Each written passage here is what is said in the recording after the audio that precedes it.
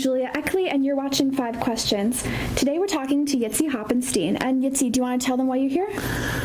Sure, I'm here to talk about my film. It's called Untitled, The Story of a Selfish Bastard. I wrote it, I raised money for it, and I'm going to direct it, and I'm going to star in it as the selfish bastard. Sounds great. Well, let's get started. We're going to ask you 5 different questions from the students, and let's go. Question number 1. How does someone raise money to make a movie? Well, there are a lot of different ways to make money. I'd say there's like 3 or 4 main ones. You can go to private investors, so they either reject you or accept you privately, and usually they want some sort of equity, and you have to convince them that they're going to make money back. Another option is crowdfunding, which is sort of like a mitzvah with perks, a good deed with perks. You get people to give you money, but you give them something, like a t-shirt or tickets to your party in return, and they don't get equity in your thing, and you have to speak to everybody you've ever met and ask them for help and more. Third option is to take out personal loans. Right off the bat, I don't recommend that at all. It's just difficult, but if that's your only option, do what you got to do. A fourth is, maybe you're lucky enough to have a family member that can give you that cheddar, you know what I'm saying? Maybe an uncle or something.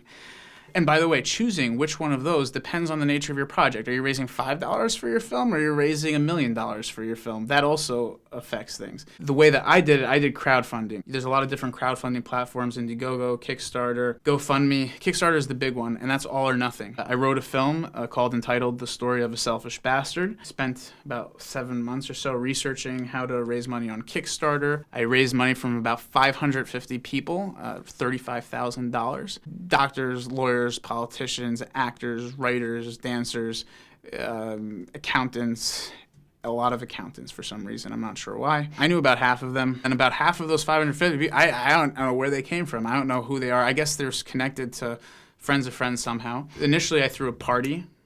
170 people came to paid entry. We had some music. We had a live DJ. You either raised your full amount in 30 or up to 60 days, or you don't. My goal was $30,000. If I would have raised $29,999, nobody's credit cards would have been charged, and I wouldn't have gotten a cent. So I raised money from that, and then I used that money to pay for my Kickstarter video, and then made 1 or 2 videos. I knew that they weren't going to be good, so I scrapped them. Finally, I came up with a 3rd video that worked, and that people responded to well. And then I asked every single person I've ever met, ex-girlfriends, family, friends, people I met at the bus stop.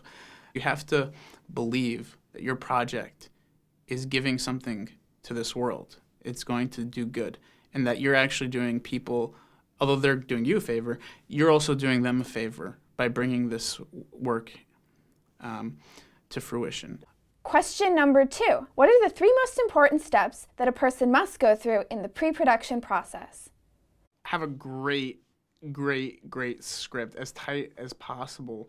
That's the biggest mistake. Everybody's rushing. Your script is your blueprint. If the foundation is flimsy, the entire house that you build is going to collapse. But at the same time, you can't be crazy about it. At some point, you just got to make a movie, so you can't write a script for 20 years. But if you're the one who's actually hiring people, get the right people on board. There's 2 possibilities. Everybody wants to be a part of your film, or maybe nobody wants to be a part of your film. If everybody wants to be a part of a film, you got to be very selective and figure out what it is you want. You want kind people, even if they're not the most proficient. You just want really outstanding reputations, even if they're very difficult to work with.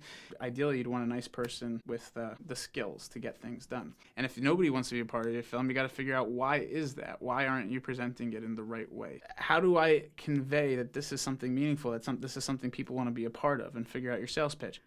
Number 3, be persistent. Make a resolution that no matter what obstacles come in your way, you will overcome them, you will get around them, and you will reach your goal. Every single step in the filmmaking process, it's exhausting and it's painful, and the obstacles are crazy. There's a reason why everybody tells you, oh, don't become an actor, it's not going to be good for you. Don't become a writer or a director. It's just not possible. There's a reason for that. It's just there's so many challenges, and you have to actually say to yourself, I will not give up no matter what. Question number 3. What is the first step in making a movie? There are a lot of first steps, but it starts off with figuring out exactly what you want to say to the world, figuring out how you want to say it, and then doing as much research and training as possible. Question number 4. You wrote your movie, but you plan to direct and star in it. What advice would you give to a young filmmaker after taking on so many different responsibilities? Don't do it. Don't take on so many responsibilities unless you have to or you have really, really good reasons. Film is a collaborative art, and you can't do everything yourself, and if you try, you're creating an inferior product, usually. But you can take on a few responsibilities if you are actually trained in each individual discipline. I'm just starting out. There was nobody else that was going to do it for me.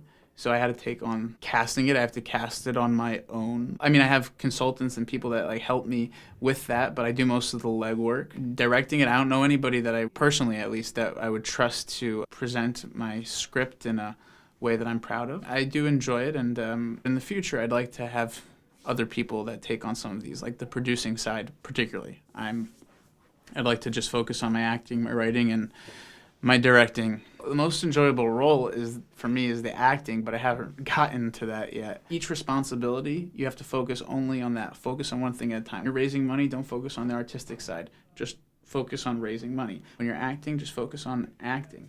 And that's very difficult, especially in the moment. But you look terrible on screen if you see you judging yourself and you're not in the moment, you're not concentrating on your work. You have to, be able to develop that skill where you can just focus on one thing at a time. Question number 5. Once your movie is made, what process will you go through to get it out to an audience? I will submit it to film festivals all around the world. There's a few hundred of them. Film festivals are popping up everywhere that accept short films, so I'll submit to as many as possible. I will also try to get theaters to play it, mostly independent theaters, to get in a live paying audience. Community screenings as well, community centers, YMCAs, JCCs, parks maybe during the summer. iTunes, Netflix, HBO Go, Vimeo, all those platforms, those paying platforms, before you submit it to them. Get name actors into your film. Develop a really large audience and a lot of publicity. You have to basically have a very, very strong draw for a general audience who does not typically watch a short film. iTunes is different, though, because iTunes, you can put stuff on there. It's not difficult to convince them to put your work up there. Netflix and HBO Go, they have very short, very, very limited amounts of short films on there. Sort of a very niche audience. Unless your short film is absolutely phenomenal, it's difficult to get a general audience to see it because we're so used to the 2-hour studio format. And so you have to really prove yourself and market it like crazy. You got to market it like a regular Hollywood film, even though it's short. Well, that's all for 5 questions. Yitzy, thank you so much for coming into our class and speaking with us. If anyone wants to get in touch with you, how can they contact you? You can go to facebook.com/entitledfilm. You could also check it out on Instagram, Entitled Film. I think I'm under the Selfish Bastard. You could also look it up on Kickstarter. And if you want to reach out to me personally, I'd be happy to keep in touch. I'll do my best. I can't necessarily respond to all emails, but it's entitledfilm@gmail.com. Great. And any parting words? Thank you very much for having me here. Thank you. It's a real trip.